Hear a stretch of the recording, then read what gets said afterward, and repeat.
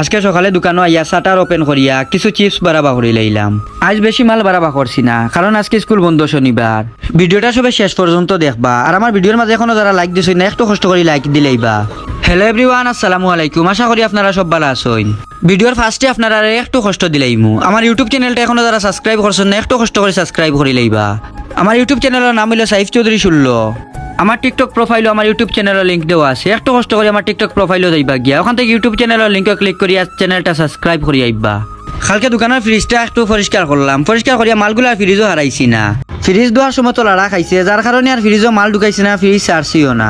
আজকে সকালে দোকানে আইয়া ড্রিঙ্কস গুলা ফ্রিজও রাখলাম, রাখি আর ফ্রিজটা ছাড়ি দিলাম। কালকে ফ্রিজটা পরিষ্কার করা আসলে খুব বেশি সুন্দর হয়েছে।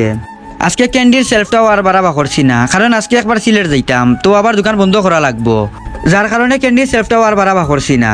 সবাই কিন্তু আমার ইউটিউব চ্যানেলটা সাবস্ক্রাইব করছো নি, একটু কমেন্টও কইবা। আমি প্রতিদিন লাইভও আইমু ইউটিউব চ্যানেল তাকিয়া। আপনারা অনেকেও আমার টিকটক ভিডিওত কমেন্ট করেন, তো সবর কমেন্টও রিপ্লাই দিতাম পারি না, যার কারণে ইউটিউব চ্যানেলও লাইভও আইমু, আইলে সবর কমেন্টও রিপ্লাই দিমু। কালকে তো আবার হাই স্কুল লেভেলের পরীক্ষা, যার কারণে পিসপোর্টগুলো আইয়া আবার ঠিক করে নিলাম। যাই হোক, ভিডিওটা আর বেশ লং করতাম না, তো সবে আমার ভিডিওটা শেষ পর্যন্ত দেখবা। ধন্যবাদ।